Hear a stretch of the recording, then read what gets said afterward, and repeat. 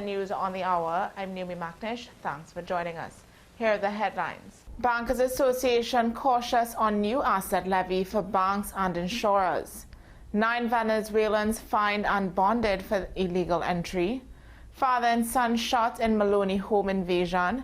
And internationally, Trump confirms CIA operations in Venezuela amid rising tensions. Now for the details. The Bankers Association of Trinidad and Tobago says it's adopting a wait-and-see approach to the government's plan to introduce a 0.25% levy on the assets of banks and insurance companies. The measure, announced by Finance Minister Devendranath Tanku during the national budget, is expected to take effect in January 2026 and raise about $575 million annually. BATT says it hopes the levy will be implemented in a way that minimizes its impact on the financial sector and the wide economy. Meanwhile, financial consultant Paul Traboulet noted that similar taxes exist in Barbados and Jamaica, while PricewaterhouseCoopers and Ernst & Young both say the move aligns Trinidad and Tobago with regional fiscal trends, though it could lead to higher costs for customers or insurance premiums. 9 Venezuelan nationals, including 7 women and 2 men, have been charged with illegal entry into Trinidad and Tobago. 5 of them were each fined $1,000, while the other 4 were placed on a 6-month bond to keep the peace. They all pleaded guilty before Master Deborah Quinton in Port of Spain charge case court after admitting to entering the country at an illegal point and failing to report to immigration officials. The arrests were made during a coordinated operation by Immigration Investigation North Unit between October 14th and 15th, led by WPC Parks and senior immigration officers. Authorities say the exercise is part of ongoing efforts to curb illegal immigration and enforce national security laws. A father and his 9-year-old son are recovering in hospital after being shot during a home invasion at Building 16 Maloney Gardens early Tuesday morning. Police say around 4 a.m., 2 masked gunmen broke down the door of their family's apartment and opened fire, hitting the man in his toe and the child in his heel. This latest incident follows another shooting earlier that morning in Brasso Caparo, where 2 teenagers were wounded and a 20-year-old man was killed. Residents say gun violence has become an almost normal occurrence in the area, but the fact that a child was shot has reignited calls for stronger protection and intervention in the community. Internationally, U.S. President Donald Trump has confirmed authorizing the CIA to conduct covert operations in Venezuela, a rare admission that has sparked outrage from President Nicolas Maduro. Trump said the move targets drug trafficking networks and prisoners allegedly sent to the U.S. from Venezuela. The announcement comes as U.S. military forces increase activity in the Caribbean, with several strikes on suspected drug boats killing at least 27 people in recent weeks. Maduro condemned the operations as CIA-orchestrated coup and called for peace, warning against another foreign intervention. Venezuela has begun military exercises near Caracas in response, while U.S. officials insist the actions are aimed solely at combating narcotics trafficking. Well, that's news on the hour on WESN. I'm Naomi McNish. Thanks for watching.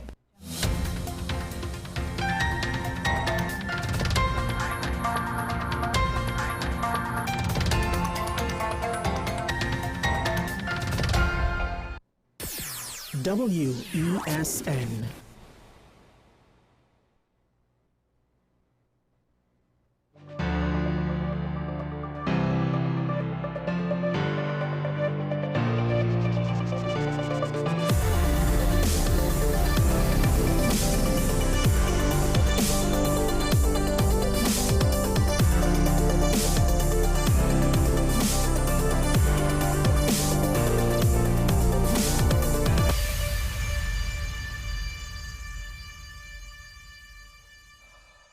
Time waits on no man, and things have been progressing interestingly, to say the least. Sean Michael Small, this is Talking Point. One of the first things is, and it all depends on how you like to read the tea leaves, the TTPS's acting commissioner is still Junior Benjamin. Interesting. It's not necessarily the portfolio that makes the man. It might be the man that, well, he has to do the job. He brought up the potential of extending the SOE or responded to questions on that, saying that the spike in murders was not enough of a reason alone to extend it, which arguably is understandable, given the reasons why this SOE was called for the first place. And number two, a spike is not a trend. A trend implies this is something in the long run that we're going to see recurring, or maybe even getting worse. A spike is a blip until it proves to be a trend, until it bears out to have long-term implications. So in and of itself, one of the odd things about analyzing situations like this, the factors that lead to the murder rates aren't all necessarily things that will be sustained factors, right? Certain decisions to commit murders, a domestic situation, a crime of opportunity, a specific criminal attack, what have you, at times, sometimes, like, this is why you want a large sample size so you could see what the average is over the course of many months, not just over the course of 1 or 2 months. Because sometimes you'll have months that spike because for whatever reason, decisions were made and it all came to head in that month. But over the course of a year or 2 years, that's not the norm, that's the exception. We hope that the spike in murders is an exception and not the norm. Of course, then there is always the consideration of, look, if the SOE is keeping the murder rate down or contributing to keeping the murder rate down, should we not keep it? But it goes back to the conversation yesterday. You are utilizing emergency measures to infringe upon people's rights as a stopgap measure because legislatively you can't figure it out. And by you, I mean all of Parliament, not the government of the day. Because it's less on them, particularly since not all of them were members of the opposition in the last term, but they are not necessarily removed from bearing some of the responsibility. Now you get into subjective with regards to going further with our conversation. But this is one of those things where, unfortunately, you have to wait and see.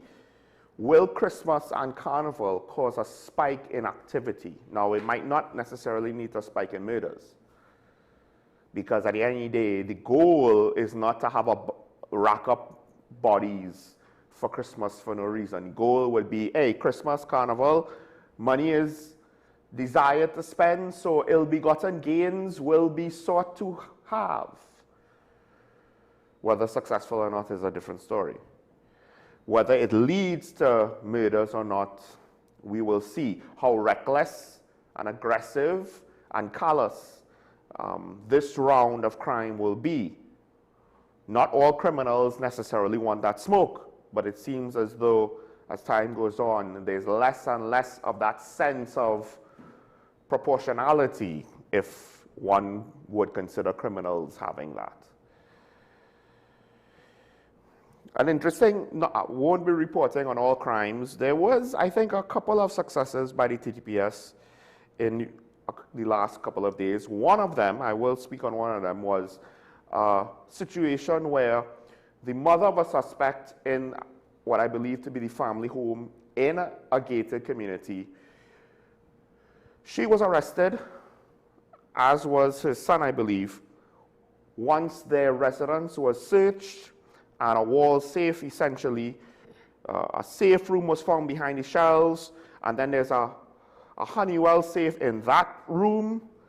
That safe contained almost $2 million in cash, 1.8 plus change TT and 837 Bajan, as well as, and this is what I find interesting, 4 police patches and a pair of black tactical pants. Now, the thing is, in theory, one could say, well, look, I just don't trust the banks and I have a lot of money in my house. And that would confine it to the realm of not necessarily the best decision, because if anybody ever got wind that you had $1.8 million in your house, criminals would become a knock-in. However, when you combine the fact that there are 4 police patches, now it's really hard to try to say, oh, well, I was just not putting my money in the bank. So what about the police patches? Well, you know, you never know when you might need one of those. So there's a lot of questions here with this.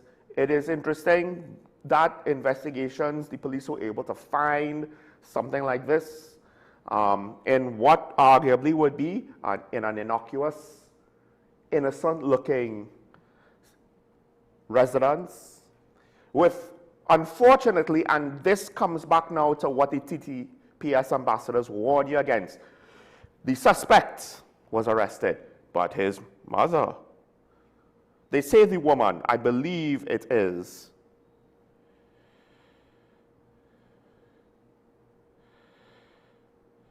which was done in the presence of the suspect's mother.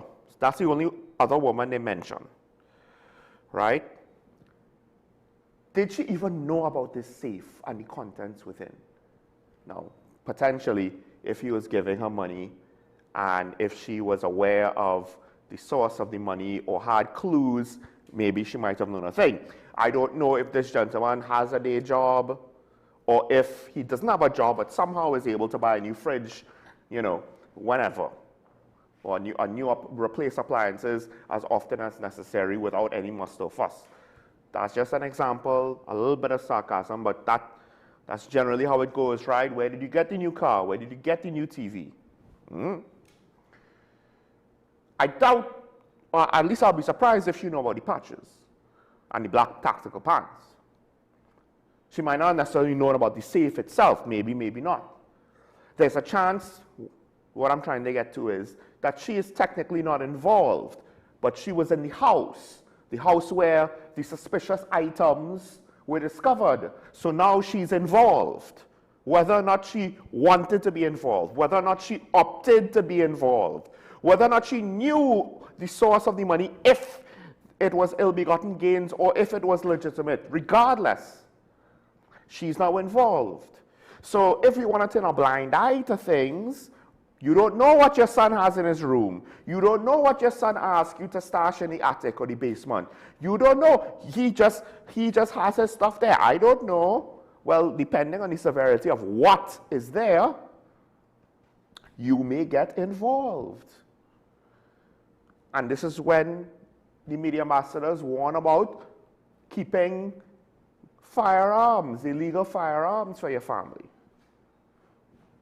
If the police come and knock in, you take that risk. I understand you don't necessarily want to snitch. You don't want to go to the police because you don't think it's safe. I can't necessarily say that that is not a reasonable fear to have. But I can say, don't you fear if you get discovered? Then what are you going to say? I'm sorry, Your Honor, I didn't report it to the police because I was afraid. Yes, to some extent, the judge might give some amount of concession to that, but the flip side is it all depends on to what extent you really are sincere and the judge really buys that sincerity.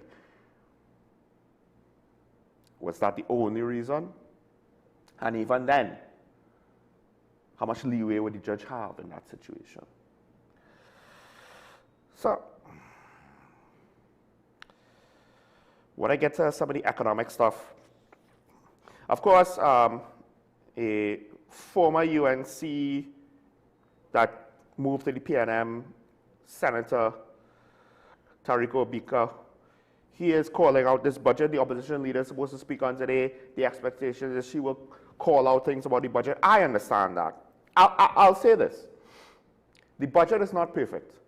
And I do find that we were not necessarily treating this budget like we did with budgets past. And it could be because of these circumstances.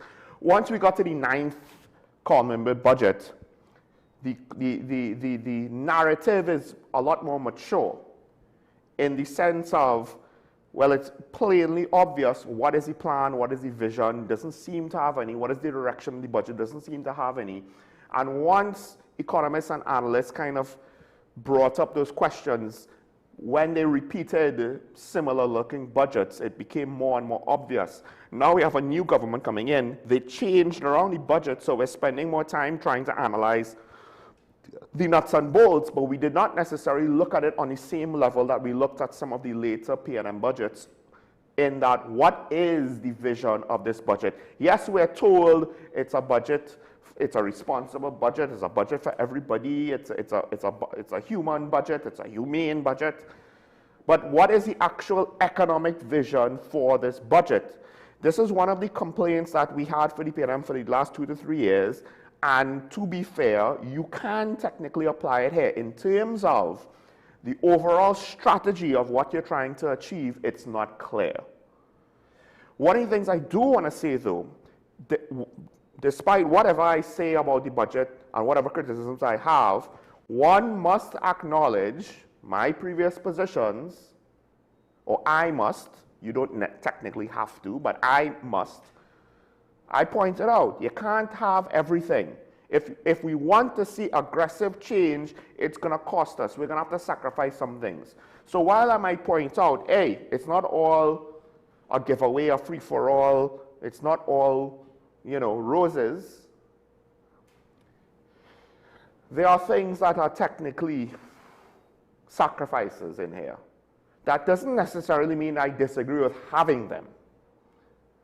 I do disagree if the government comes across, mileage will vary on messaging, if the government comes across of trying to downplay the economic realities and saying, no, everything is great, because I said this about things that former Minister Imbit said.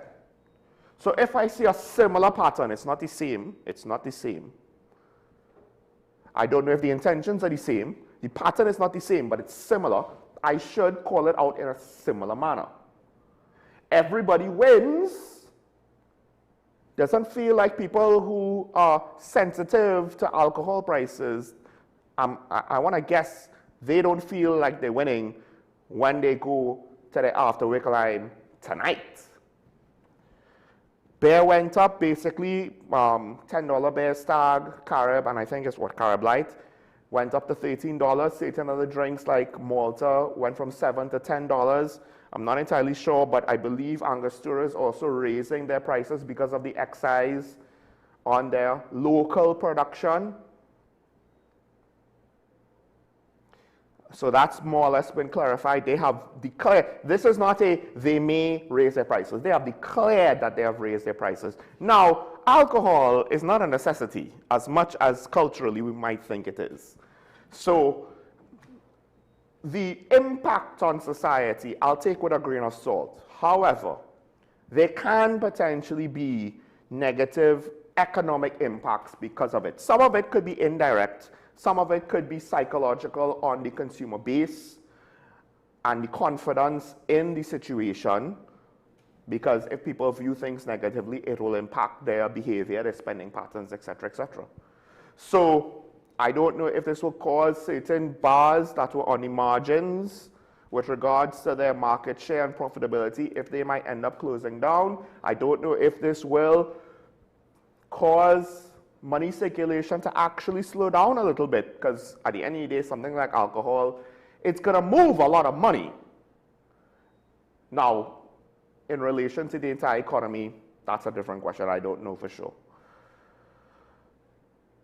But a couple other things, there's supposed to be a new anti-crime unit and disaster relief fund. Things like this, I think, is a good idea. One of the things I always say is with regards to food security and the economy, do we have things in place for external shocks? Now, this is not necessarily things for an economic external shock, but we also have to consider disaster relief. You want insurance, not because at the end of the day, you can't tell if something will happen or not. Just because you think you will not be in a car crash doesn't mean that you will never be in a car crash. Accidents are things that you don't necessarily know for certain if they're going to happen or not. That is the nature of accidents. Natural disasters are in a similar vein. A new anti-crime unit, that's interesting. We'll see how that works out. I don't know if we'll get much details on its operations. I don't want to go into it too much. Now, I want to point this out again. I won't spend too long on this. The TNT Automotive Dealers Association, they believe that lowering the age limit on imported gas-powered used vehicles, I believe it is, will reduce vehicle prices. Save foreign exchange, not necessarily. If demand increases, it will not save foreign exchange, and fuel. Don't know where that comes from with regards to saving fuel, if potentially we will have more cars because the vehicle prices will reduce, so demand will probably increase. That's why we probably won't save foreign exchange. Here's the thing, do we have a road network that could take on having more cars, significantly more cars on the road? That's not going to solve any of our transportation issues. That might increase our traffic problems, that might decrease our productivity, that might actually have an unknown economic negative consequence. But they did say they will try to get the public transport, well, they're supposed to be doing something with the public transportation system. We'll see how that goes. Apparently there's a 5-step plan or a 5-phase approach. This is coming from the Committee to Restart the Refinery under Kevin Ranarine, the minister in the Ministry of Energy. He's basically saying, despite deterioration, that committee and its chairman, they have the firm opinion the refinery can be restarted. So we have to wait and see on that. They didn't give us much more details on that. There's also more talk about the energy prices, but I won't necessarily go into that. I want to close this part of the show with this. The Minister of Finance is saying that the hotel school should be reopened. And generally speaking, I agree with this. Now, I do think perhaps the curriculum maybe needs to be looked at, and I do think that perhaps some consideration to proper role-playing scenarios where you get actors to help give students simulations of customer service situations, that might be a very good thing if that could be implemented. The food and beverage side of the TTHTI was always pretty good in my experience, and Defense Force and National Security chefs would rotate through that program, and I do wonder if perhaps that could even be beyond tourism if we really want it, right? It just depends on how it's reopened. But in principle, I agree with the Minister of Finance. I agree with the Minister of Finance. The thing is, there's a lot of things with regards to hotel operations that you don't necessarily need a degree for per se. So it all depends on what it is you're trying to do. And you can do some of the things with not necessarily with a degree, but maybe with shorter courses, associate's degrees or certificates, in order to get certain practical skills out there without the need of all of the academic hoopla, right? And that might encourage more people in the industry, instead of having to commit a certain amount of time to get a bachelor's, to just get certain certificates, which potentially they could maybe work towards a bachelor's if they want, or they could just keep a narrow focus of what they need to do their job, and we might be better off, because there are various weaknesses in the hospitality industry, and part of it is a lack of standards and a general lack of professionalism, depending. Although we have improved on that somewhat. But let's take a break. When we come back, we'll welcome Ashraf and we'll continue the conversations. Something happened in the region. Well, I mentioned it yesterday, I spoke about it yesterday, but the implications now, we are technically starting to feel some of the consequences. We'll talk about that and more. Stay tuned.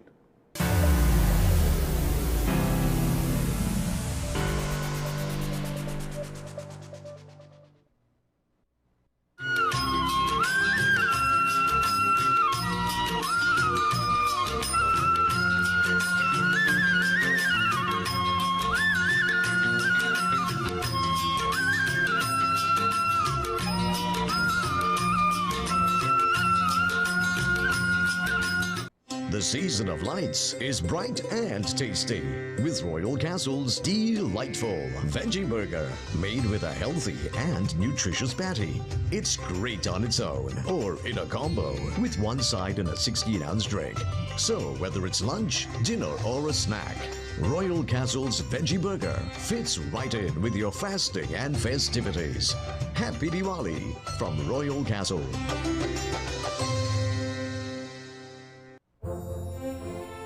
My mom has been shopping here for the last 15 years. So coming here with her, now I have my own family. The variety of items, cleanliness of the place, the spaciousness. My favorite section is household. My husband loves the hardware section and the auto section. My favorite would be stationery. Price Club is the low price leader, leading supermarket in TNT. They are the best. I would recommend Price Club to anybody.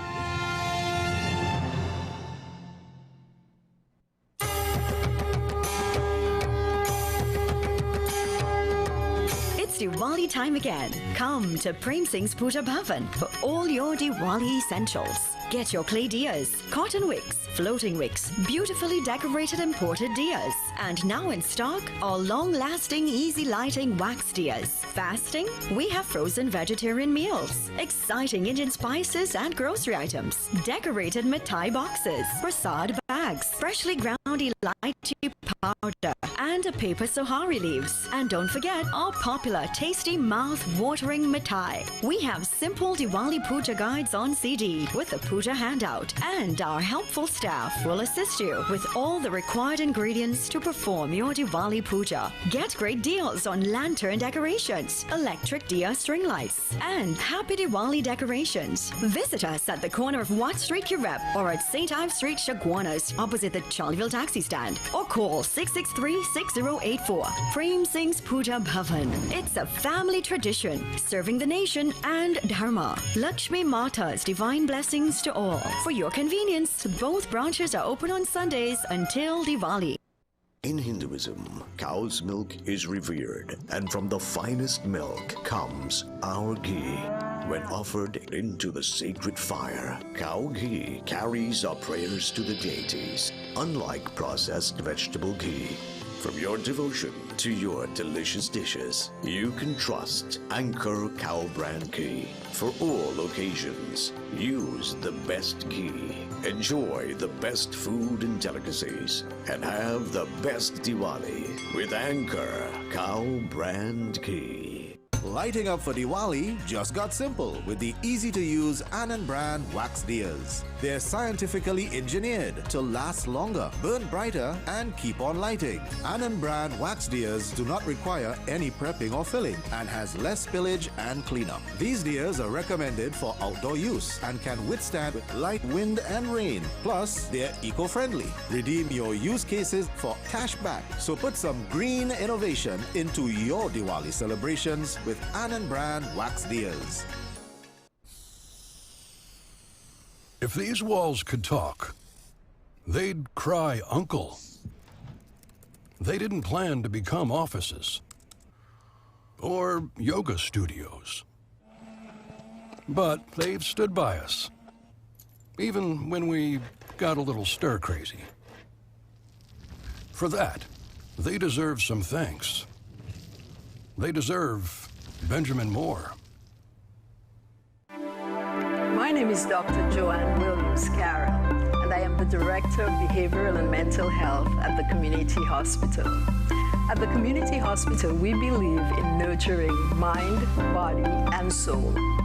Through our counseling and chaplaincy program, we will provide you with support and strength you need to help with your mental and emotional well-being. Give us a call. The Community Hospital of Seventh-day Adventist, where good private health care is affordable.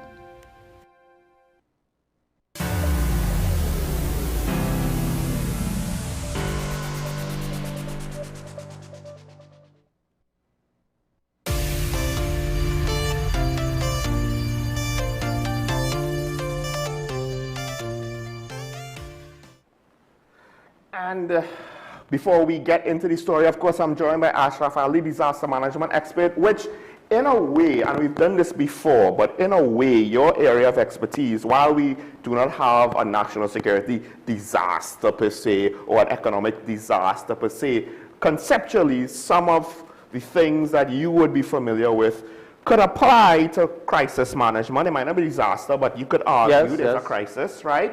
And as we're going to get into, there's multiple facets to this first topic here. There's one that you mentioned that we will get into, but the first thing, of course, is, again, there's the situation where in the last or the most latest American strike against a boat coming from Venezuela, reportedly, 2 Trinidadians were on board. Now, the thing is, to some extent, we don't necessarily know, or we don't necessarily have evidence to say this is an absolute truth, at least at time of the news cycles publication, because I believe one of the government officials basically said, look, the families need to make a police report so we could get the ball rolling on checking into the matter. We just have unconfirmed reports, 2 Trinities who were on board. And the question, of course, is where did those reports come from? One of the complexities of this situation is, and you would appreciate this, if you want to deal with a situation that involves 2 countries, you potentially need the help of the other country, especially since, you know, the boat originated there. So it's not like the boat originated here. We have witnesses here to say who was on the boat or who was not on the boat. And that leads me to the response of this whole situation and the fact that the Prime Minister and the Minister of Foreign Affairs didn't necessarily want to respond at first, but I believe one media house got a response from the Prime Minister where she said, well, it doesn't really, she basically, I'm paraphrasing, said it doesn't change her position that TNT nationals were on board, which it might seem callous, but to some extent I actually do understand and appreciate that position. She's not celebrating it. She's not doing the usual song and dance of, yes, yes, kill them. But she is acknowledging the fact that, look, she called not for Venezuelans to be shot by American missiles, but by drug smugglers to be shot by, well, killed by the Americans. And now the question is, if these men were they involved? I don't know if you have anything to add on that. So I have a different perspective. Right. Forget the 2 Trinidad and Tobago nationals for now. Loss of life is loss of life. True. The other persons on the vessel, who are they? So is it that you're telling me that these 2 nationals of ours decided to take a taxi on the high sea from Venezuela to Trinidad? Good? Mm-hmm. It was not our locals who were coming across, who were captaining the vessel. It was, from what they're saying is that it's originated from Venezuela. So the assumption would be a Venezuelan vessel. Mm-hmm. Because only report that we're getting, confirm or unconfirmed as the case may be, right? They say it's confirmed, I don't know, but I'm hearing it on the media, right? It's 2 2 Trinidad and Tobago nationals. Who is the other occupants of that vessel? Mm-hmm. And if there are other occupants of the vessel that is not nationals of Trinidad and Tobago, are they not entering our jurisdiction illegally, by illegal means? Is that not what we are trying to curb at this point in time? Is our national security entities, the Coast Guard on the other hand, are able to stop persons from Venezuela entering our country illegally prior to the United States getting involved in this narco-trafficking issue? There's an interesting implication there. The Americans could probably track all of these boats and easily call us out for failing to intervene in them if they wanted to go down that path, probably. The possibility exists. Right. But I am simply saying that we are only watching it from one side. Mm-hmm. The media reports, and it has been hyped, that it's a Trinidad and Tobago national. Life loss, I am not supporting any loss of life. Mm-hmm. But let us be realistic. This didn't happen overnight. Even the family said that the individuals were in Venezuela for some time now. Why?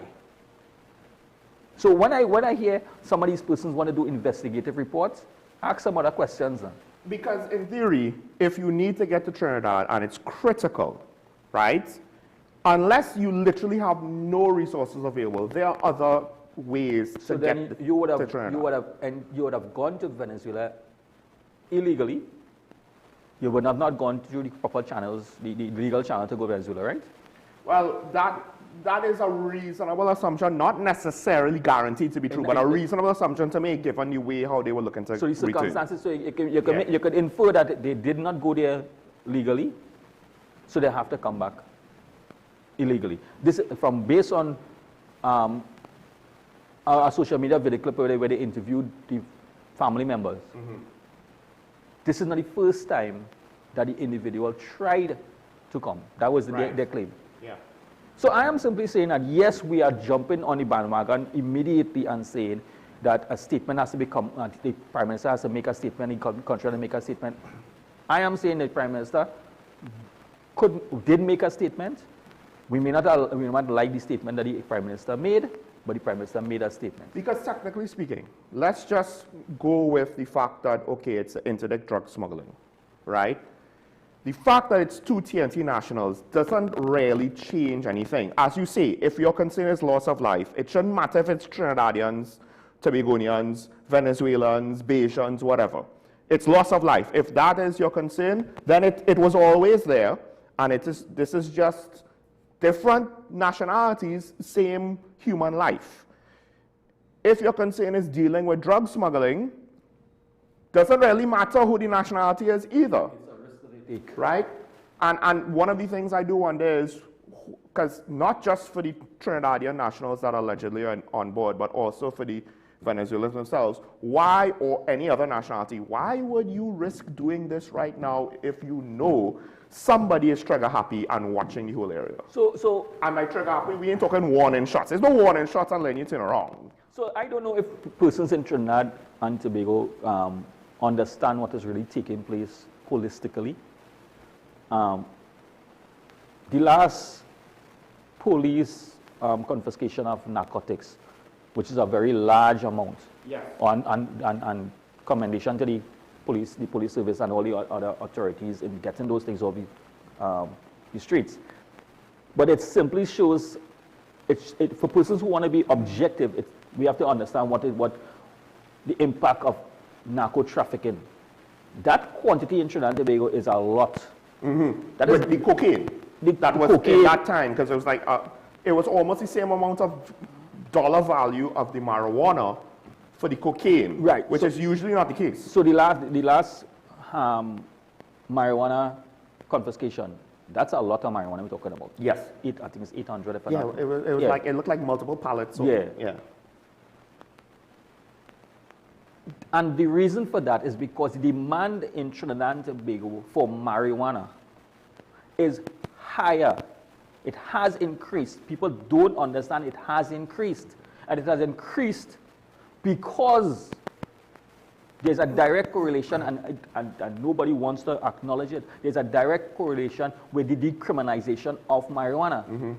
A lot of persons now who was never using marijuana openly, using marijuana openly because, and I keep on saying it on this station over and over, that they have no one has been ticketed for being under the having marijuana 30 grams or more, right? 30 in grams. Public, yeah. 30 grams is or in general, yes. You can have it in your possession, right? It's decriminalized. But it is, everybody's still using it. You're still smoking marijuana in the public space. You're still smoking marijuana in a vehicle, and nobody has been dealt with since. Also, from what I understand, because I don't smoke, and in fact, even the people who told me this are not necessarily smokers either, right? But they know people, they know a few things. Local marijuana production does not really meet demand, not in terms of volume, in terms of people look apparently to foreign weed as a higher quality or preferred product. So all it did of saying you could grow your own plants, it's not as though the need for weed smokers was met by them growing their own weed. Rather, it kind of gave you a way to disguise the fact, because once it's in your possession, how is the police going to prove, well, you didn't grow it yourself? That's from St. Lucia or Colombia or wherever. So you allow the market to expand supply and demand, basic supply and demand. So it actually, potentially what you're saying is it made the whole marijuana smuggling worse, not better. Exactly. Right? Because I just say that because I have been operating under the assumption of we have the worst of both worlds, but I never necessarily went so far as to say not only did marijuana smuggling not end, but it actually got worse. It did, and it opened other avenues for other type of narcotics, illegal narcotics and other things that come in. But now we have, in my opinion, we are going down to another crisis. We enter in a different type of crisis that we're going to see now. Because with the introduction of the higher prices of alcohol, right, the higher prices of tobacco, locally manufactured products, not just imported. Not imported. The imported one, obviously, you would see the prices because I guess it would depend on the type of taxes that would levied on it. Then they would know how it is. But directly from based on everything on social media right now, when you see the outcry of persons talking about the prices of alcohol, how it has gone up. The factor about it is that people are not so happy about the $1 decrease in gas, but they're considering the $1 increase in our beer. Well, it's $3. Well, $3 increase in our beer. Yeah. Well, all right, okay, fine. Yeah. I don't drink alcohol, so I don't. $3 more than $1. Yes, that's an oversimplification. But you have to understand something is that Trinidadians, whether we like it or not, they go find a way to enjoy themselves because that's a means. I mean, isn't that the truth? We'll complain, but we'll just tolerate it anyway and move on. This is a bigger ticket issue than just the price of alcohol, the increase. It's a social issue that we have to worry about because alcoholism has been playing a factor in many different things. Use of marijuana, use of cigarettes, from health perspective, lifestyle diseases and everything else. So yes, a lot of persons use alcohol as a means of distressing and say because I have some stress I'm going to drink some alcohol. That is not a way to distress. Not a healthy way to. Right. But I'm not here to talk about judge persons on how they choose. But we are social drinkers. We lime together, we drink socially. And that is our means how we engage with each other by utilizing of alcohol. Some more than some, right? So the persons who want to drink more or are accustomed drinking more, they will feel it much more in their pocket. But those are the social drinkers. Yes, they're going to feel it a little bit, but this is where we talk about your social responsibility. This is not just about the increase. We have to think about this holistically and how we change our attitude towards our consumer power, right? Well, also changing our mindsets and our mindset and what we value as our priorities. But also, I would say changing our mindset with how we consume certain things that affect our moods, our mentalities, our capacities, right? Because that's essentially what, I mean, cigarettes not as much as marijuana, alcohol, or hard drugs, but they all have an effect on people, right? And that's where we choose to de-stress, right? In various extents. But of course, now once you get to certain practices, you start to run into the illegal aspect, which that also, because the smuggling boats have been taken out, that's going to dry up. So the other thing is this, obviously to the average person, higher price alcohol and a decreased access to drugs, because most normal people don't use drugs, right?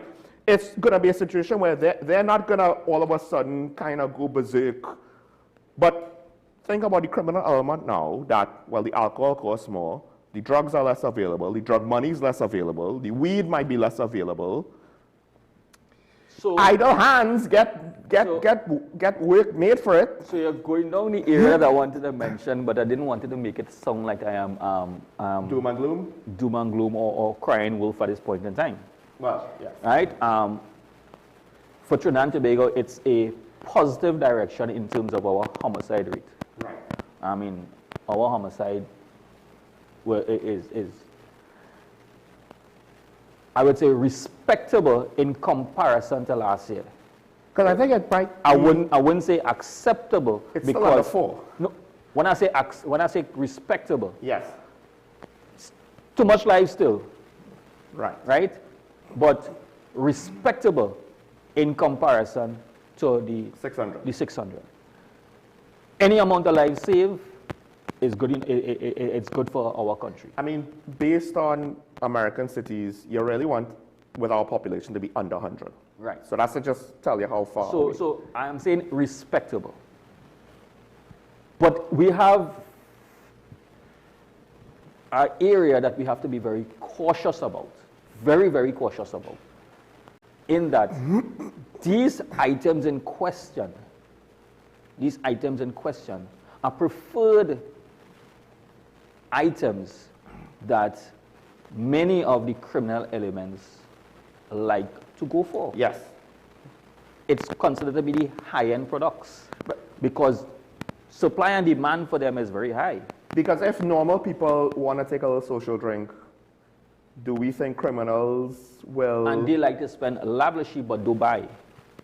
They want to spend lavishly. So they want to show what they have, but they're not purchasing anything at all. So they're going to...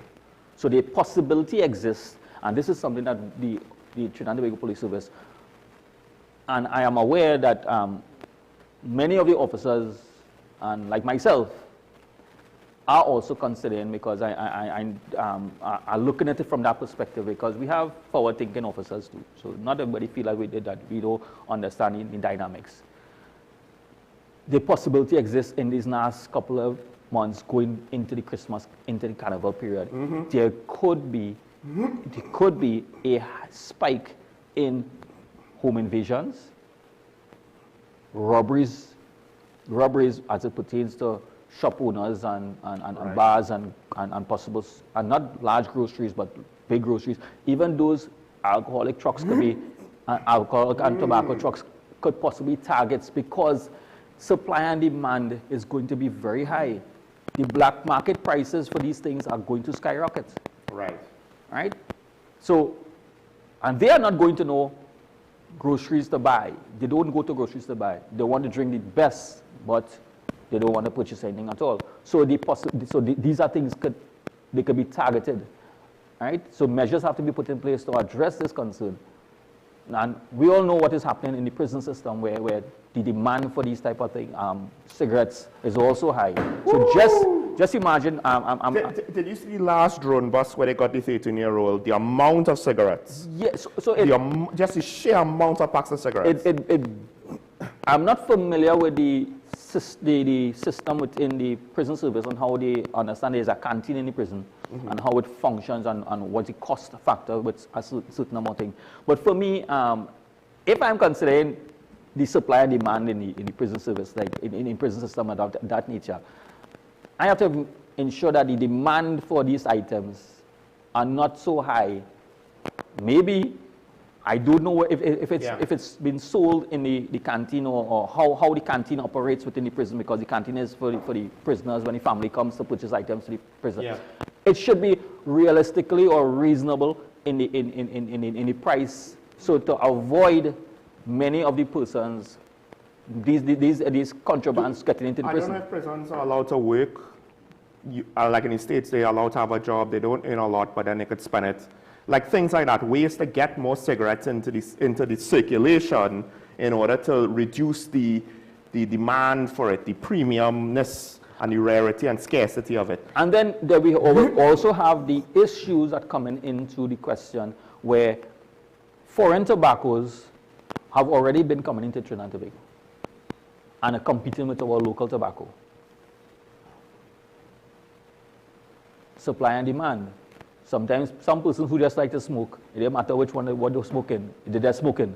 Okay, stick up in on that. We'll come back to this from another angle, but I do just want to do some housekeeping here. Sure. One thing I do want to mention, and this is something that I think might be subtle and nuanced and not necessarily everybody would agree with it, David Abdullah pointed out, in his opinion, that the latest situation was a war crime. And there's two things to that. One, again, if your concern is loss of life, then it shouldn't matter if it's Trinidadian and Tobagonians on the boat. It's human lives on the boat. But he compared it to, it's like you take captured enemy soldiers, line them on a wall and execute them. And technically speaking, that is not what happened there. The men on that boat didn't surrender. And this is not a war zone. And I think this is my issue with the narrative being centered around the zone of peace. And we don't want conflict. This is not a conflict. One side is shooting at a very specific target, if you think about it. They're not shooting at yachts. They're not shooting at ports. They're not shooting at anything else but what appears to be pirogues. Now, you could say they could be fishermen or something else. But it's a very specific type of boat coming from generally one country moving towards a certain direction. And they didn't surrender.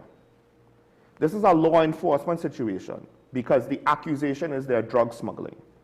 Now, I believe this is what happens, as some people may have wanted locally, when you apply anti-terrorism laws, particularly of a nation like the United States, whose anti-terrorism laws are far more reaching than ours because they were dealing with an anti-terrorism war in the Middle East. So their rules of engagement that they basically inherited from that situation are far more expansive than ours and carry far greater consequence.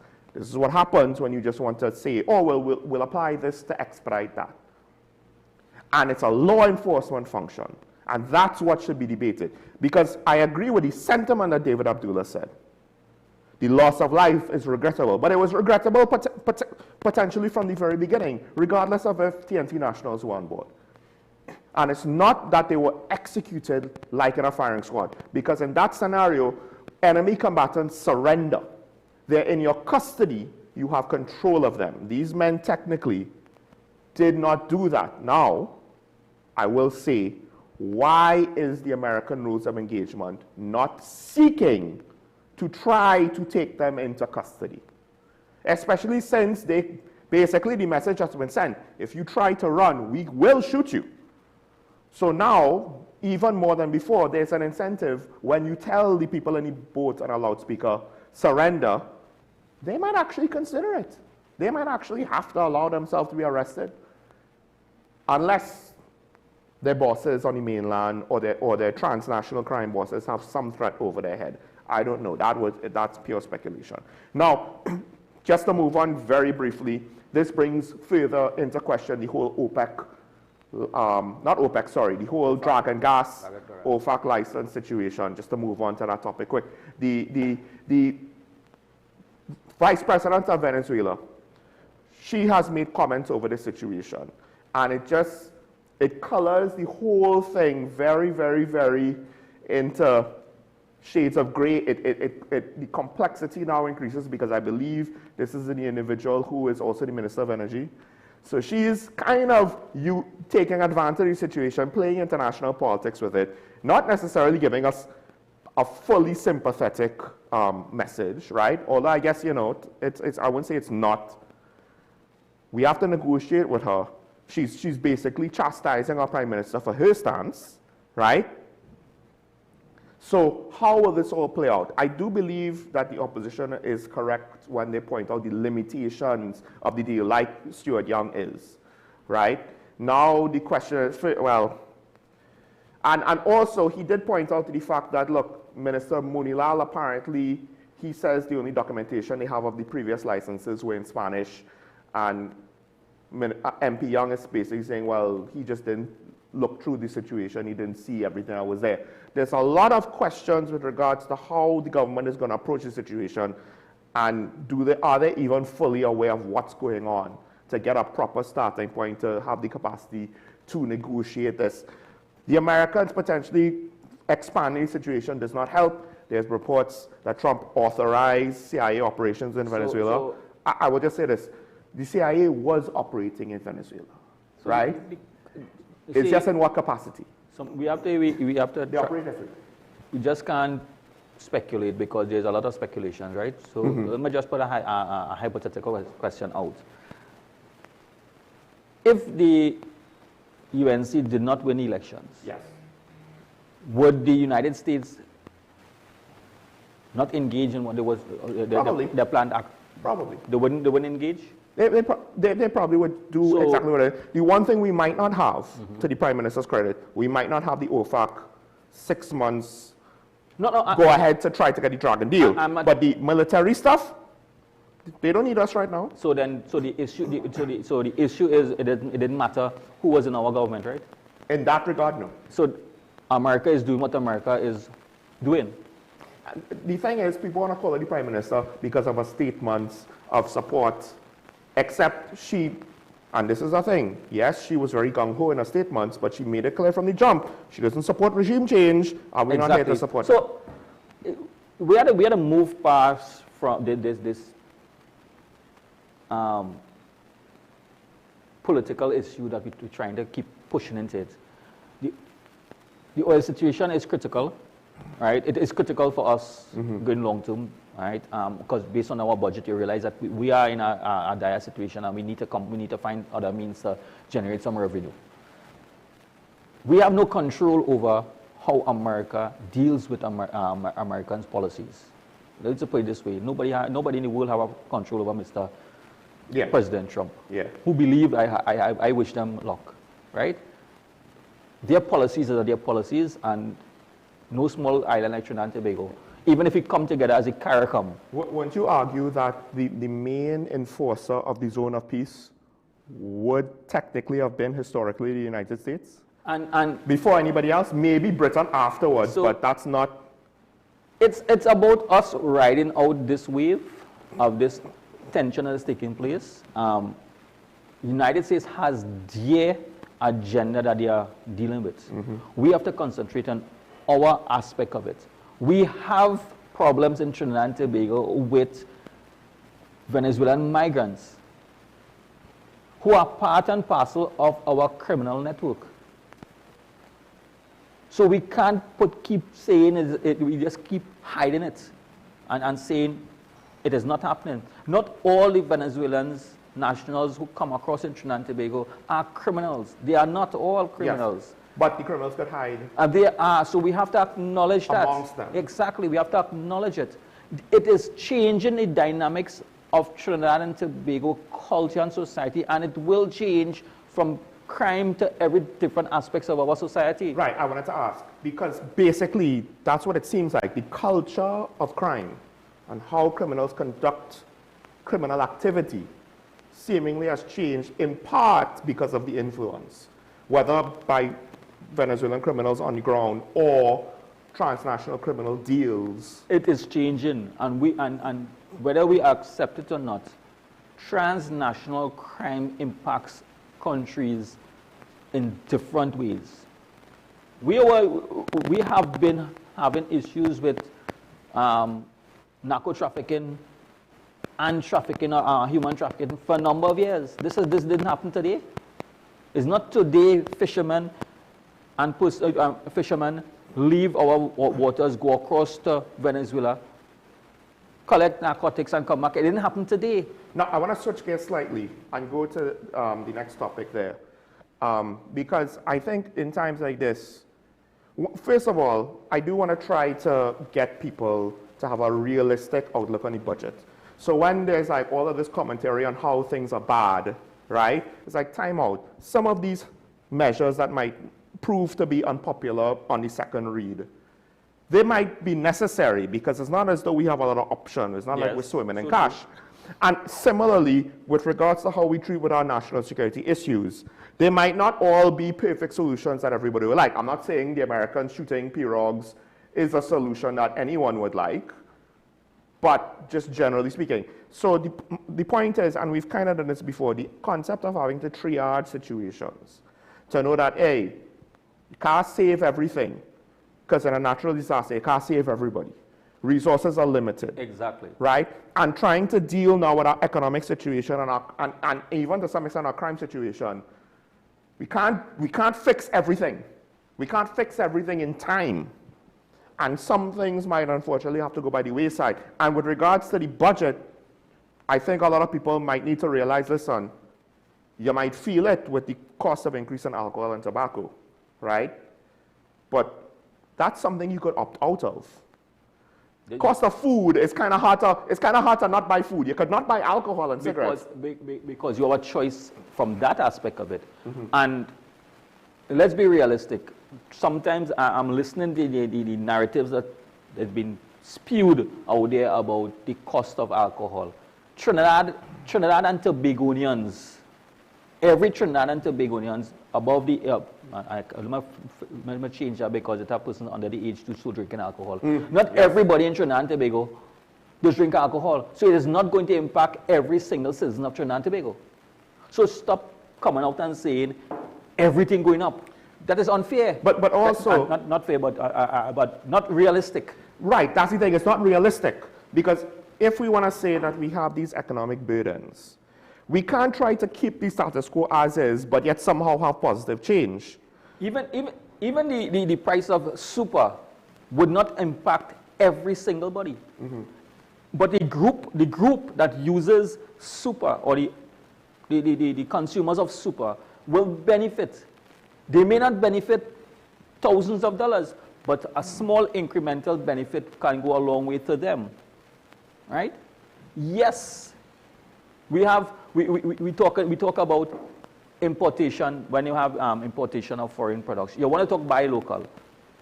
So my thing about it is, if foreign products are coming down in Trinidad and Tobago and the cost is too high, then what you do? Let us make our choice. We have consumer support. Use your consumer power. Do not purchase the items. Buy some local products if you have to buy the local product. Now, this is where we have to balance and be reasonable. I listen to a lot of persons talk about this thing with buying local. Prior to the budget, buying local wasn't cheap. Right. So let's be real. Buying local is not cheap. Well, look, buying local alcohol now is... No, I think about buying local products itself is not cheap. So we have to decide on... In fact, technically, Guyanese rum was cheaper than local rum. So we have to be realistic. No. Yes, the cost of other items are going to increase. The cost of construction material is going down, right? So it gives persons the opportunity to improve on their household. But what does it say about it? Should also relate to lower cost of government facilities, housing, because if the construction is going down, I expect that there should be some significant, so some price drop in the cost of housing. It should reflect, right? This is where I'm saying that the administration now has to address price controlling of certain aspects and certain things. You cannot tell me all of a sudden, no, I do not know the cost of importation on the products that Angostura and Carberry is bringing. But based on what they're talking about, they have some taxes also. Fair enough. I am not doing business with them. I don't know. I'm not part of their. So they may have additional costs for taxes when they are bringing certain products that they have to bring in. We're not familiar with it, but all we're talking about is the end product, and we're only concentrating on the end product. We can't be concentrating, we could concentrate on the end product, but we don't take any decisions when it comes to the end product. Because when we want to go and buy products, so you can't buy a case of beers or something, buy a 6-pack. Reduce your amount. The cost of living holistically for a number of years has been rising. So then for Christmas and all the other activities, Sean, come on. But the problem is culturally. People have a hard time accepting it.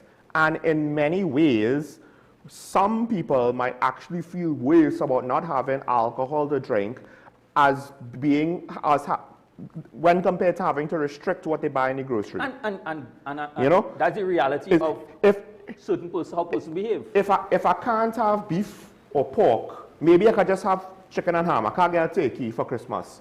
You know? That's all right. But if I can't have my rum, And we have a problem. So we have a problem. So then my question is that this has nothing to do with price increase alone. It's cultural, our total change in our culture and where we put our responsibilities. But I wanna quickly also just pivot to this point. When there's a disaster, and we kind of speak about it with regards to police activity, we notice that foreign jurisdictions might communicate more, reveal more footage, you know, and the point is to get a message to the population, to manage their perspective and their expectations, to prevent them from speculating. When you have a disaster, you're not necessarily going to say up front, well, I'm sorry, your child died because they were so badly injured. We couldn't save their life, so we just let them die, right? Yeah. But to some extent, you're going to have some kind of public communications to kind of impart the fact that, look, whatever the natural disaster is, once it's big enough, right, once it's destructive enough, you know that the people caught up in it, you're not expecting 100% survival rate, right? We have to be realistic now with the survival rates with regards to what emergency services could do. So you have to communicate with the people, give them updates, also try to be timely for those who, you know, it's one thing to say you're stressing out and you're afraid and you don't have good news to tell people, but you don't necessarily want to keep everybody in the dark, including people their family member might be safe. They might have been evacuated a long time ago and they just don't know. And in situations like this now with the budget, leadership and communication, because one of my issues with the budget and the measures that might not be popular is not that they did things that might not be popular.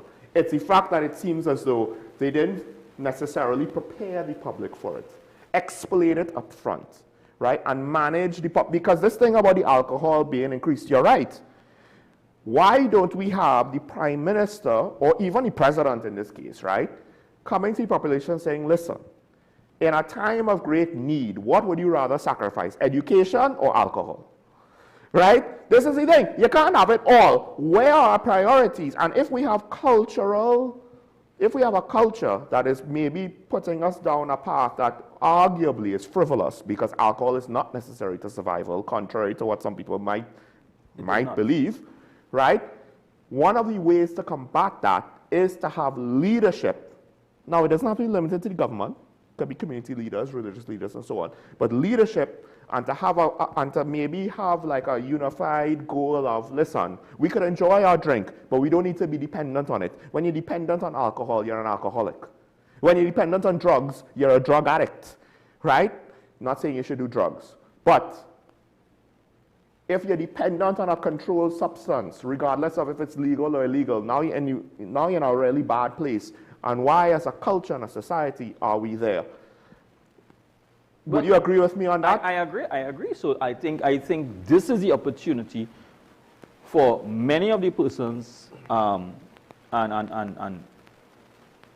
responsible individuals in different areas to come forward and start to say something, to talk about the positive impact that the increase in alcohol can have on the country. The price. The positive impact. Because the positive impact could mean that you will have less persons drinking alcohol, possibly. And driving. No, that's the other one we'll talk about because you're increasing the fee. No, well, but the point is, those two things together. Exactly. So there is positive out of it. It's how you look at it. But right now, the narrative is not a positive narrative. There are many persons who are using it as a political football because they're getting to make political points on an issue that is not relating to food. Or water. Food, a basic an essential necessity. That's considered to be a luxury item, and in some aspect, this is a hazard to our lives. We treat it as a necessity. It is. Over the years, we have been speaking. People, you hear that alcohol and alcoholism is on the rise, but we do not see it as it is. Alcoholism, The amount of persons in Trinidad and Tobago that drinks alcohol at an early age, because everybody, it is also accepted in society at a very young age.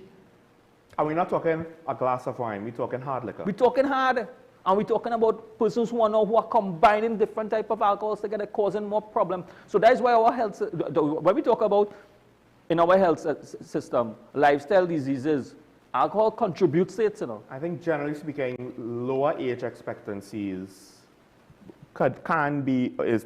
you could suspect that they're tied to alcohol consumption. I don't want anybody to believe that I am against anyone drinking alcohol. That's your choice. But there's more benefit, in my opinion, to the increase in the price of alcohol that can cause you directly change your lifestyle. It will give you an opportunity to listen. If I'm accustomed drinking 5, 6 beers, cut it down to something else. If we are accustomed going out and living with friends, and I want to show off that I want to spend all my money and say I could sponsor everybody, and you know you can't do it because when you go home you have no money to carry for your family, say, hey, buy what you want to drink, you buy. Because there are persons who do that. We just portray an image, right?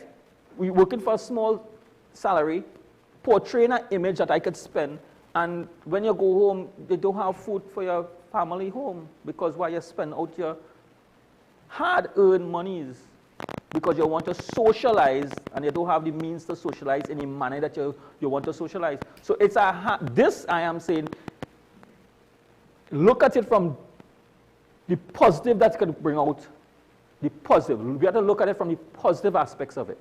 All right. We need to take a break, and then we'll wrap up the show. We'll take some comments. We'll open the phone lines. They have a couple comments to address, but not right now. We'll take a break, and then we'll get to it when we come back. Stay tuned.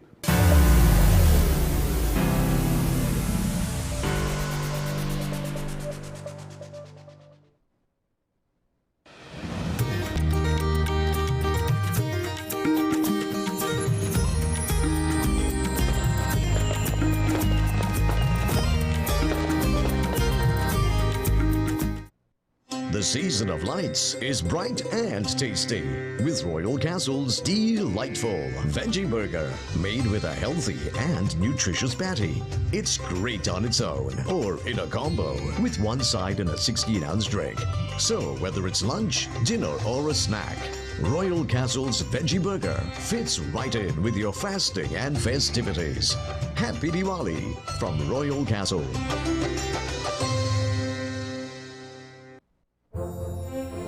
I had this accident last year, so it is more convenient for me now to move about with the car, so I can move about to the lanes properly.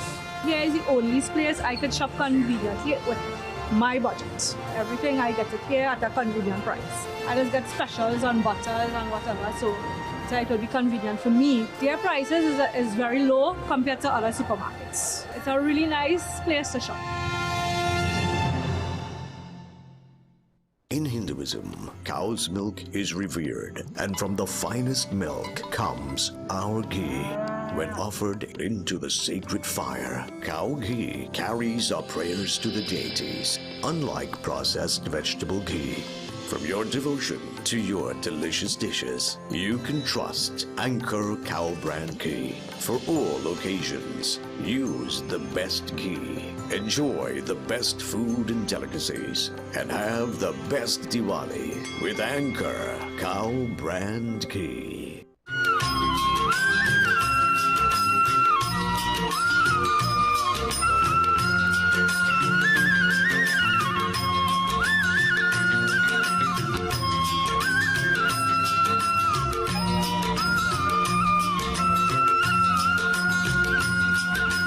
Lighting up for Diwali just got simple with the easy-to-use Anand brand wax diyas. They're scientifically engineered to last longer, burn brighter, and keep on lighting. Anand brand wax diyas do not require any prepping or filling and has less spillage and cleanup. These diyas are recommended for outdoor use and can withstand light wind and rain. Plus, they're eco-friendly. Redeem your use cases for cash back. So put some green innovation into your Diwali celebrations with Ann & Bran Wax Deers.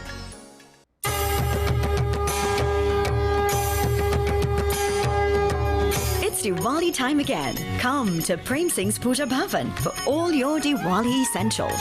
Get your clay diyas, cotton wicks, floating wicks, beautifully decorated imported diyas. And now in stock, our long-lasting, easy-lighting wax diyas. Fasting? We have frozen vegetarian meals, exciting Indian spices and grocery items, decorated mithai boxes, prasad bags, freshly ground elaichi powder, and paper sohari leaves. And don't forget our popular, tasty, mouth-watering mithai. We have simple Diwali puja guides on CD with a puja handout, and our helpful staff will assist you with all the required ingredients to perform your Diwali puja. Get great deals on lantern decorations, electric diya string lights, and happy Diwali decorations. Visit us at the corner of Watt Street, Currep, or at St. Ives Street, Chaguanas, opposite the Charleville taxi stand, or call 663-6084. Prem Singh's Puja Bhavan. It's a family tradition serving the nation and Dharma. Lakshmi Mata's divine blessings to all. For your convenience, both branches are open on Sundays until Diwali. Bill and Ruth fell in love with the Benjamin Moore color Dry Sage, but they tried to match it using another brand's paint. I mean, it's close enough. Almost identical, really.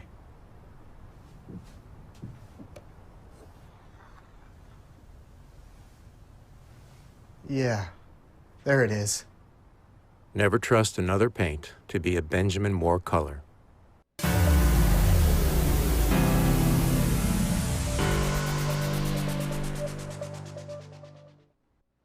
I'm back on talking about another wesn. Before we get into the comments, we have Digger Martin on the line, so we'll take the call. Good morning, caller. You on the air? Caller?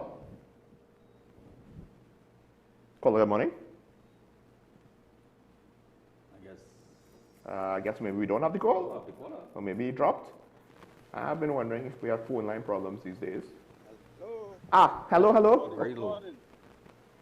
I don't know if we have a... Yeah, this is a Martin inside. Okay, there we go. Morning. Morning. Good morning. Yes, Ali. Caller, you're breaking up. This might be why we can hear you earlier. Caller, I don't know if you could, oh, we just have the one line.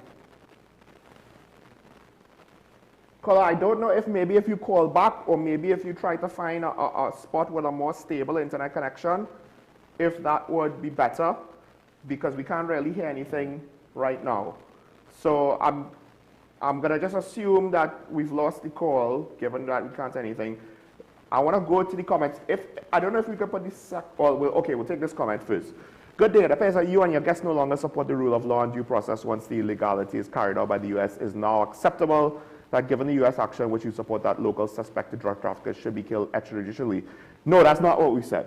What we said was the fact that it's TNT nationals shouldn't change anything regardless of what your beliefs are. That's what we said. More importantly, and maybe we didn't make this clear, I have repeatedly said there's an issue with extrajudicial killings, and that's where the argument should be. That's where the debate should be, not the zone of peace. Ashraf, and maybe we didn't say it on air, but off air, he was the one that basically had the point where, listen, loss of life is loss of life. And that's been an issue from the very beginning, not just because it's Trinbagonians, going back to that point. Right? So no, we're not saying that it's law, we're not saying that we approve. Is it illegal? Is not something that I can technically say, because at this point, I would argue you need a court of law, and I don't even know what would be the best jurisdiction for something like this, but you need a court of law to rule on this, because international law is not the same thing as national law.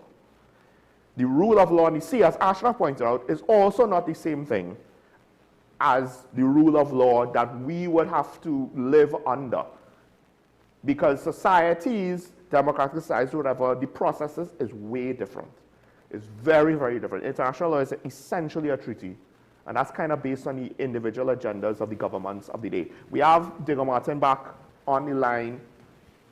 Caller, are you there? Yeah. Hopefully we'll get a better connection. Yes. Now. Good morning to you, Sean, and good morning to the ASP. 3 issues I'm going to raise quickly this morning. The first one, unintended consequences for the increase in alcohol. And why I'm saying that, and the goodly ASP alluded, is not everybody drink alcohol. But there is a size of the population who continues to visit, as they say, watering holes for Latin night. And what is a Latin night? A Latin night is consuming alcohol and having a lot of, some people say eyeball entertainment, some people say otherwise entertainment. Those foreigners that comes into the country, the female foreigners, come in to do a particular, how should I say it, entertain some of our men folks. When the market is not there for it, they will stay home, and that will help us manage migrant from Latin America and by extension more particularly from Venezuela. The other issue is that the two gentlemen who died, apparently, allegedly died with the missile attack on the boat. I see that has gotten a lot of airplay, and it shows the weaknesses of our journalists. They put in it front center on the newspaper and television, but they're not acting the real question. They say they are fishermen. What fish were they catching on the land? Was it cascadoo? They say when they was coming back, they were shot at. Who shoot them? Who fired at them? Did he use a passport to spend 3 months in Venezuela? Or are these people continually breaking the laws of Venezuela and Trinidad, illegally going to Venezuela and illegally entering the country again? So, and one of the things is, I've heard one of the female relatives said he looked after her young child because the father of the child was in jail. So we have to understand that Northeast Coast was a haven for, you remember there was a gentleman called Sandman, and it will continue until we wipe it out. And I agree with our Commissioner of Police, because the police can't do everything, can't close down our border. Our border was open and let continue to be open for the last 1995 when we had the ship rider agreement, and now for 30 years. We wasn't, basically the government at that time wasn't serious about curbing and securing our border. The next issue quickly. I saw the former CEO of Caribbean Airlines got a 1.8 million in bonus, and they based the bonus on EBIT. It's sure a lot of people do that. Basically, it's the cooperation of the business you pay bonus on. But my take on this, Caribbean Airlines have not presented audited financial statement for the last 9-10 years. And if they haven't done that, how can you give a man a bonus when there is a big question mark about the EBIT? So that goes back to fiduciary responsibility of board of directors, just as the sports company, when they found the board of directors, the sports company board, basically flouting their fiduciary duty. So that tells me the last board of Caribbean Airlines have serious questions to answer. Yeah. Go and have a nice morning. Thank you, Olaf. On that, I'll just say quick. Carl, is just state appointments on companies and the capacity for corruption, it's always there. And it's very hard for us to say that there was no corruption in the last regime based on some of the results we've seen, but we don't know for certain, right? We just can't assume that there's none. And the former partnership administration has similar things hanging over the head. So we hope that the new administration does not end up in a situation like that, because you don't have to intend to be corrupt, you know. So the various levels, it can happen on its own. The Prime Minister does not literally say, oh, well, you can be corrupt, but you can't be corrupt. No, it's more like, well, if I don't micromanage you, things could slip through the cracks to the Prime Minister, whether it's Dr. Rowley, comes up as a successor. So true. And it could be the PS, it could be head of an agency, it could be a middle manager. Like, that's why I think it's more about people not doing the job properly, as opposed to the intent is outright from the very beginning to break the law. I'll comment just after we take this call. Okay, we have Claxton on the line. Caller, good morning.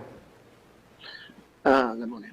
Good morning. We, as Trinidadians, have to accept changes whether we like it or not. That, for instance, to me, I was diagnosed, right, with some illness. I have to stop eating meat on the whole. All kind of meat. I have to stay with fish. I cannot eat macaroni. I cannot eat nothing in cans, and all these different things. I ain't gonna grumble and things because of certain things, and this is what happens. So we have to learn to change. I can't drink no alcohol. I can't do that. So whether we like it or not, we have to learn to change our diet and things. If we don't do it, when I went to the hospital, they sent me saying, St. James, if you see people in the place and people had already left because your wife went out here and come back, and when I get to see, they send me to Port of Spain. When I went to Port of Spain, I still had to go to Trinidad.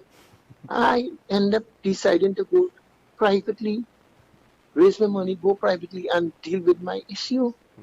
If I didn't do that, you know what will happen? You know what they give me an appointment for? Sometime next year. Yeah. No date, you know. Yeah. I could dare. We have to learn to adjust. Look at here, they're talking about, the rental. They'll carry up the price on the rent on the house. If they carry up the price of the rent of the house, you know the fella when the next year come and he pull out his tax things, he will have to pay more to the government. And then you'll have, if you have people that just come about, if you pay national insurance for them too, and all this. So it's a whole, we here is just bram. We have to learn to accept changes, but you go away in the foreign countries and you put up, but here, you must throw your one. Exactly. So true. Thank you. Okay. Thank you for that. Thank you, caller. Yes, it's true. We put up with a lot more. Oh, we're guests there. Oh, we're so civil and so polite. Now, also, I just want to say what he said about public health. We need to stop thinking the government is the infinite money bags uncle. Public health is finite. It goes back. At the end of the day, to some extent, it might not be triage, but public health is finite. So there's some needs assessment that has to... And so true. And I just wanted to comment on what the caller mentioned it before.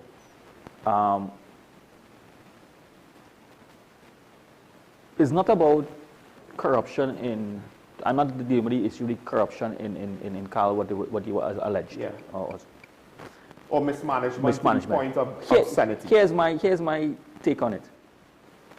If we are saying that entity over the years is not profitable, it's not making a profit, and we keep on giving subvention, right?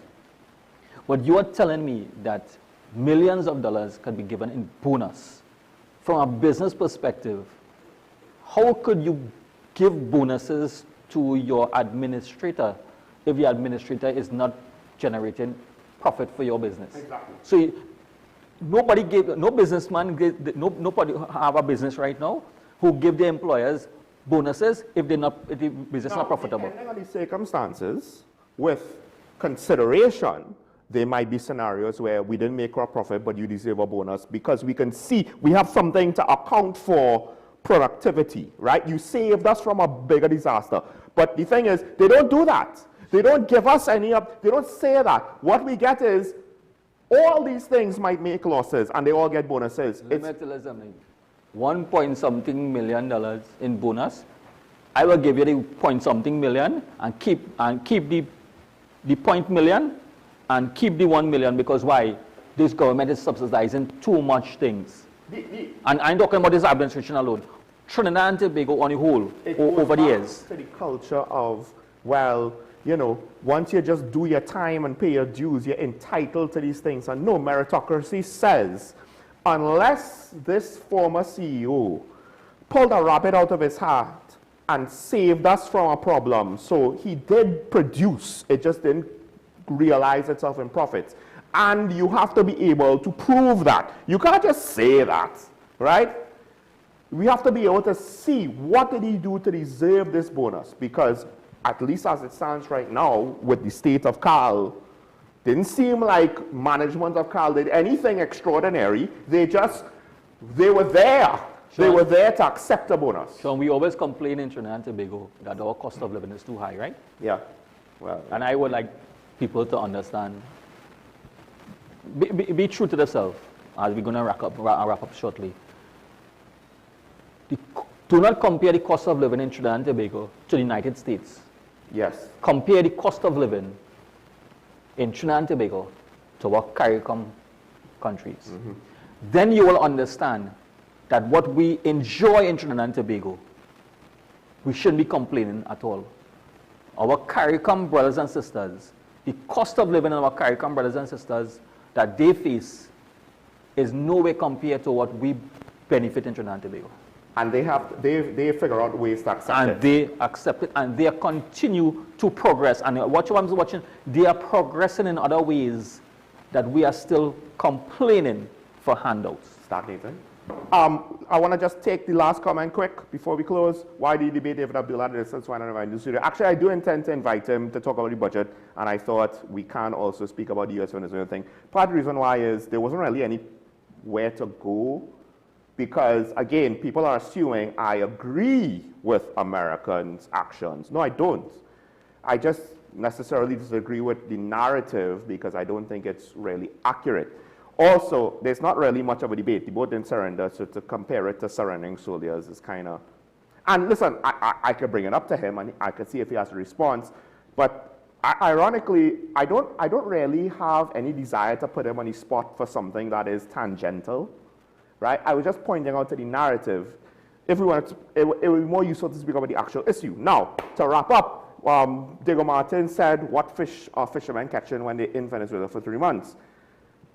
It's a very good question. Not that there's no possibility for an explanation, but I mean, the cynicism, it's just natural at this point, right? I will say this though. Local fishermen did basically reveal, hey, we fish in Venezuelan waters, which, as far as I'm aware, I think at least one member of law enforcement, senior law enforcement, may have said, please don't do that. That is illegal, and it is risky. That is it, right. But it's illegal and it is risky. Before the Americans, it was risky, right? For obvious reasons. So, I'm just saying, we really do need to kind of consider culturally what we want to be when it comes to, do we want to be a society of order and laws that obeys the laws? And okay, the laws might be bad, so we don't disobey the law. We should change the law. Anyway, 10 questions up next. Don't miss Annie Johnson. Always has a unique topic and a unique perspective. That said, I want to thank the callers and the commenters. And of course, Ashraf Ali for joining me once again for having an expansive conversation. No problem, Sean. And to all the Trinidad and Tobago and the Hindu community, Shubh Diwali. And for those who are not Hindus, but still participate in the activities, it shows our multicultural society and how privileged that we are in Trinidad and Tobago to comment on other person's religion, but at the end of the day, we are acceptable, and I know we are still a multicultural society, and we are very tolerant of other religions. So we are still in a very a good place compared to many countries in the world. Well, you reminded me of something, and I'll just say this. For those who are not Hindu, and for those who are not participating in any Diwali festivities or activities, I would just ask this. It is not just a time to celebrate, but it is a time of religious observance. It is a sacred time for some people in our society. Please respect that. I don't necessarily speak about it enough, but specifically for Diwali, this is not the first time I brought this up as I close the show, because I have seen an incident before that I did not necessarily appreciate. And as Ashraf pointed out, we don't expect that to be the norm in our society, which is very tolerant. But for those on the fringes, maybe you should reconsider. If you want us to respect your beliefs, you should be willing to respect everyone else's beliefs. With that said, Sean Michael Small, Ashraf Ali, reminding you to stay safe, remember your allegiance to the Republic and to each other. Have a good weekend. We could make it. Be positive. Even if you might not like certain things in the budget, work towards a brighter future so that we could see each other next week. Bye-bye.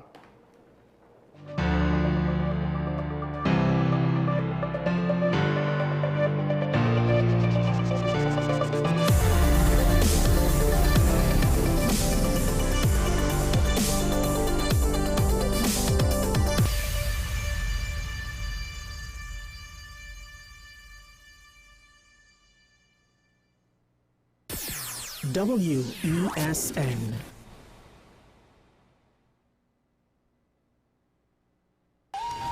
Come travel with us as we explore Diwali across the globe. Diwali is celebrated in many countries worldwide, but do you know the traditions and practices of each nation? From Guyana to Australia, WESN presents Diwali Passport.